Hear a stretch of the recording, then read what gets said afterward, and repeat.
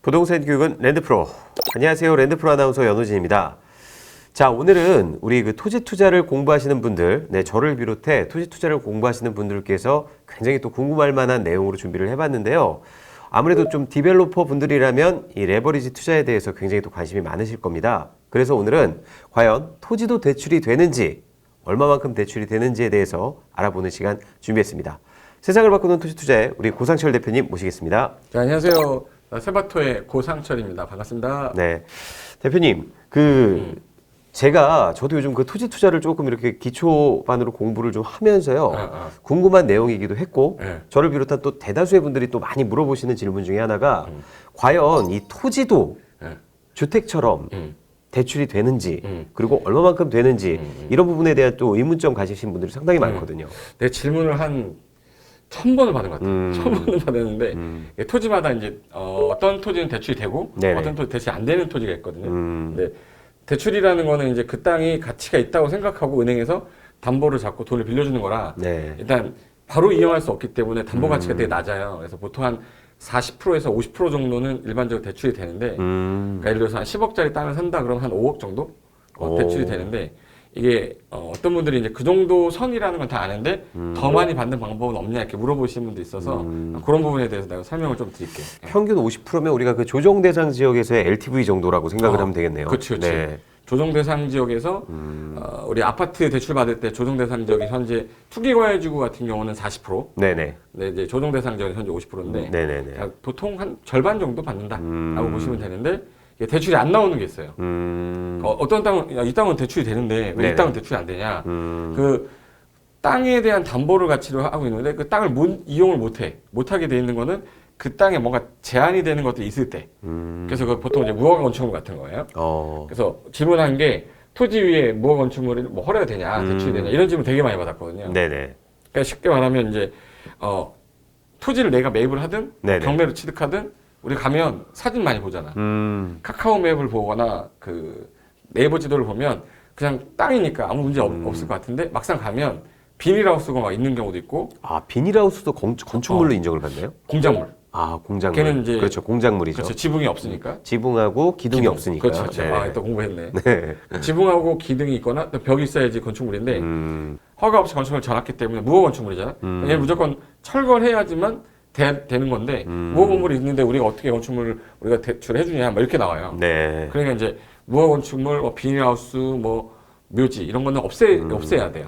그러니까 건축물이 아니라 공작물이라도 대출에 제한이 있군요. 그렇지. 제일 좀 많았던 게 묘지. 그리고 뭐 그런 것들이 있기 때문에 임장해야 돼요. 그래서 땅을 내가 매입하기 전에 임장해서 땅에서 대출이 얼마 나올 거라고 생각하고 자기는 이제 돈을 마련했는데 대출이 안 나오는 거야. 그런 또 변수가 있을 수가 있으니까. 그래서 토지를 그래서 임장하는 거거든요. 근데 대출을 모르기 때문에 네네. 그 대부분의 은행들이 우리가 알고 있는 은행들 뭐 좀 국민은행, 좀 우리 은행, 네, 1금융권, 그렇죠. 뭐 신한은행이라든지. 네. 거기는 불법 무허 건축물을 쓰면 거의 대출이 안 돼요. 그러니까 예를 들어 그럼 불법 무허 건축물을 어떻게 확인하냐? 궁금하죠?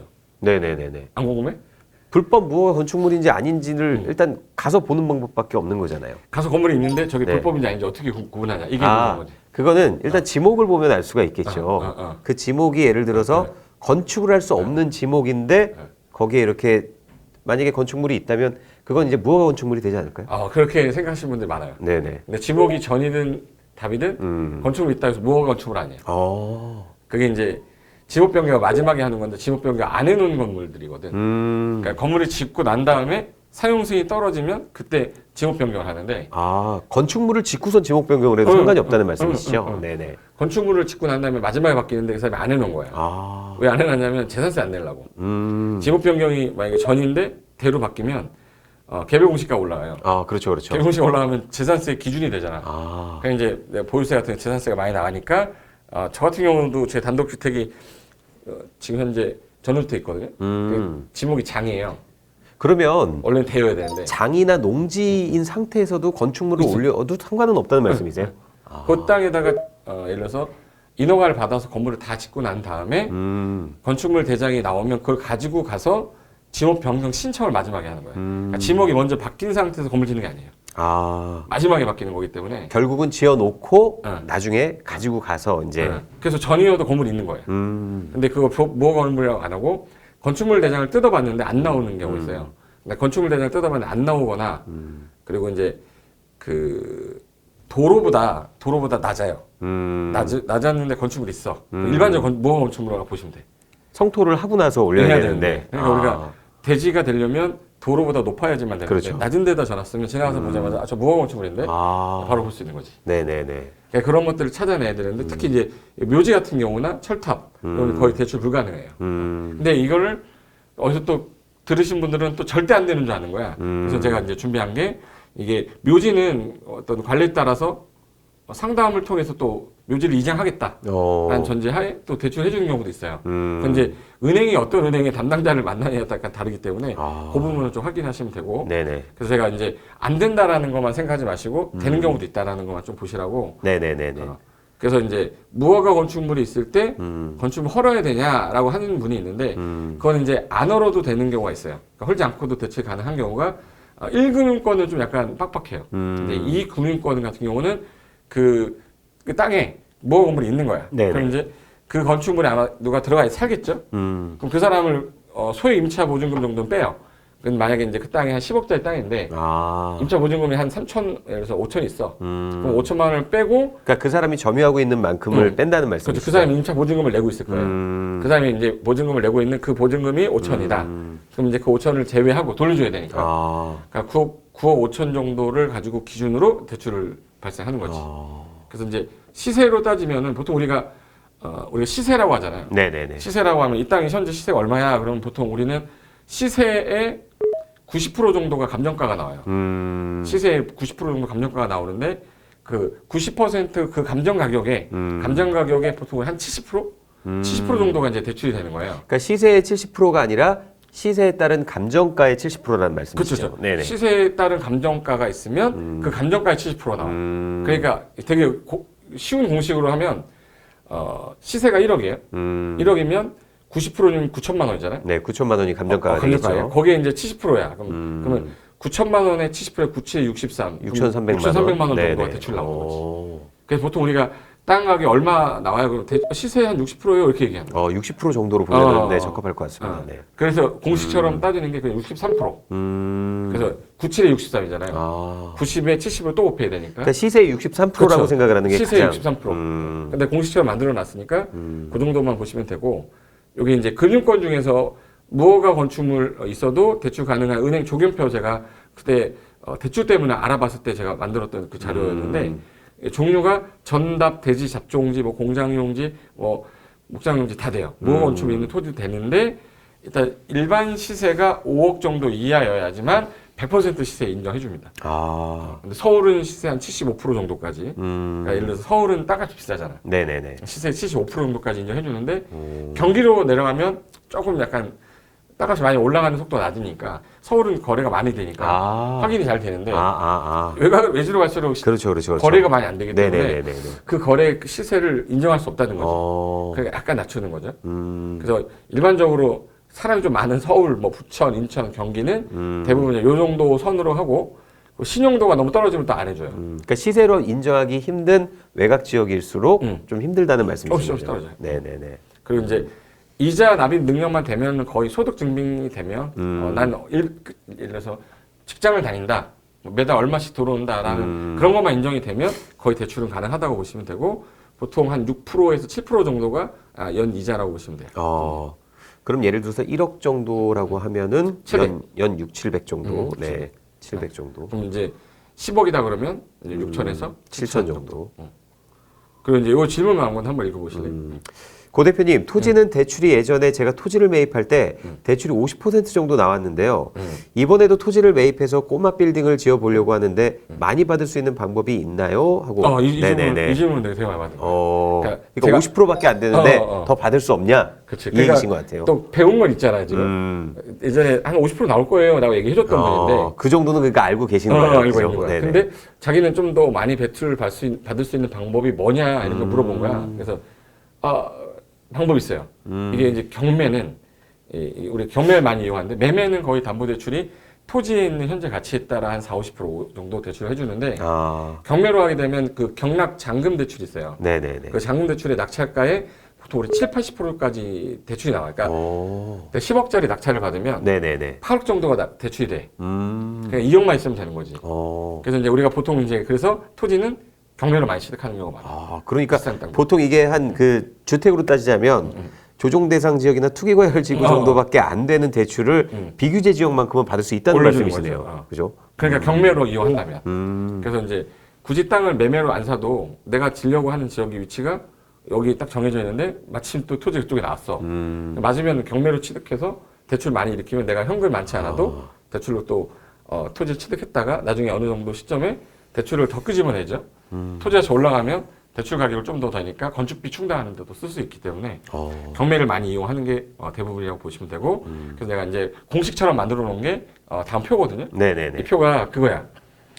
토지담보대출을 어떻게 받을 때 우리가 기준을 잡냐? 그럼 보통 감정가를 산정해요. 근데 감정가 아까 얼마라고 했지? 90% 정도. 그렇지. 90%. 그거에 그 감정가의 70% 정도가 나온다고 보시면 돼. 그래서 시세 63% 정도. 그렇죠. 그래서 이렇게 계산 공식이 감정가는 얼마냐? 그러면 시세의 90%. 그럼 이제 시세의 90%가 감정 가격인데 거기에 한 70%를 대출해준다. 그러면 97에 63이니까 시세의 63%가 되는 거지. 네네네. 머리 똑똑하신 거네요. 1억의 토지를 매수한다면 시세가 1억이었어. 6,300만 원. 정도 나온다는 얘기죠. 그럼 내가 3,700만 있어도 그렇죠. 가능하다는 말씀이시네요. 네. 그죠? 1억짜리면. 그러니까 이제 사람들이 대출이 얼마 나올지 궁금하니까 명확하게는 몰라도 대충 이 정도 나오면 내가 한 4천 정도는 준비를 해야겠구나라는 생각을 할 거 아니야. 1억이면 6,300이 나오니까 그래도 한 4천 좀 넘게 현금을 준비해야 한 6천 정도까지는 나오겠다라고 생각해서 만약에 많이 안 나와서 5,500이 나왔다. 그럼 나는 이제 한 5,500 정도 있으면 되니까. 그래서 간단하게 시세의 60%라고 보통 사람들이 얘기하는 이유가 이것 때문에 이렇게 되는 거예요. 네네네. 자, 그럼 교수님 또 이런 부분에 있어서 약간 또 다른 질문을 또 주시는 분들이 저를 비롯해서 네. 그럼 이런 그 토지담보대출이 내가 만약에 추후에 집을 사거나 할 때 또 주택담보대출이나 이런 부분에 또 영향을 미치지는 않는지 이미 이거 토지에서 대출을 받았다고 해서 네네네. 다른 데서 또 대출을 뭐 제재한다 이런 건 없어요. 그 토지 하나로 한정된 거기 때문에 이걸 가지고 너 어디서 대출 많이 받았으니까 대출 안 해주겠다 이런 건 없어요. 그러니까 상관없어요. 토지 대출을 받더라도 주택담보대출을 받는 데는 큰 문제는 상관없어요. 없으시다 네, 상관없다. 말씀이시죠. 네. 그리고 우리가 보통 이제 아파트 같은 경우는 대출 받을 때 1금융권을 쓰는데 네네. 토지는 1금융권보다는 우리 2금융권 있죠. 신협, 농협, 우리 많이 안 들어본 그 신협, 농협, 뭐 그런 뭐 수협 이런 데 있죠. 축협 뭐 이런데. 축협이 이제 수협을 합쳤는데. 수협을 합쳐졌죠. 근데 거기서 대출이 더 많이 나와요. 그래서 이제 좀 조심할 게 보통 이제 아파트는 KB 시세를 이용하기 때문에 네네. 그냥 그 시세 보고 그거에 그냥 뭐 LTV 뭐 70, LTV 뭐 60 이렇게 해서 대출해 주잖아요. 이제 1금융권은 도심지 내에 주로 있다 보니까 그렇죠. 지방에 있는 땅 가격이 올라가는 걸 잘 몰라.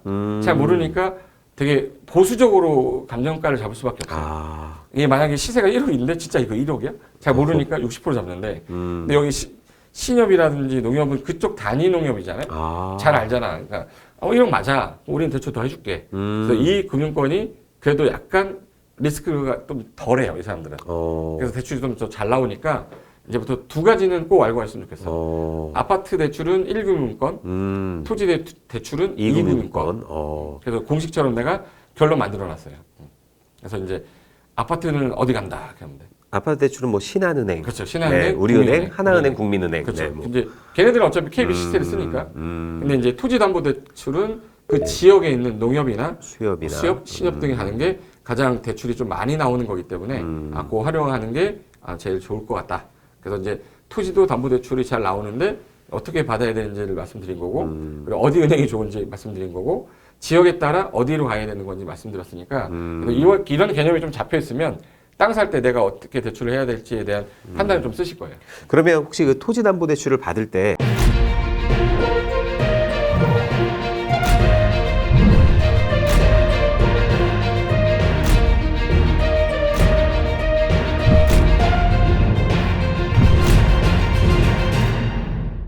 1금융권에서 받는 것보다 2금융권에서 받을 때 이자라든지 이런 게 조금 더 세기는 한가요? 그렇죠. 이제 이금융권 같은 경우는 이자가 좀 높죠.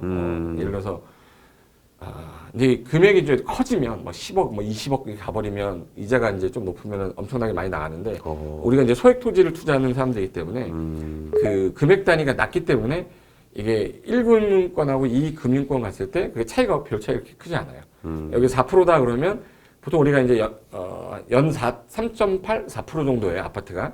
근데 토지는 한 5, 6%라고 보시면 돼. 그러니까 한 2% 정도 더 높다고 생각하시면 되는데 1억이면 200만 원 더 낸다고 생각하시면 되고 10억이면 2천만 원 정도 더 낸다고 생각하시면 거의 얼추 맞습니다. 네네. 네, 세상을 바꾸는 토지 투자. 오늘은 우리 디벨로퍼 분들에게 정말 유익한 내용으로 한번 준비를 해봤는데요. 과연 레버리지 투자를 어떻게 하는 게 현명할지, 얼마까지 대출을 받을 수 있는지에 대해서 정말 알찬 내용으로 꾹꾹 눌러 담아봤습니다. 오늘도 정말 귀한 얘기, 정말 어디 가서 들을 수 없는 내용들에 대해서 얘기해 주신 우리 고상철 대표님 다시 한번 진심으로 감사드리고요. 네. 저희는 앞으로도 또 빌드프로와 함께 더 유익한 내용으로 여러분들 찾아뵐 것을 약속드립니다. 네, 세상을 바꾸는 토지 투자 시청해 주신 여러분 진심으로 감사드립니다.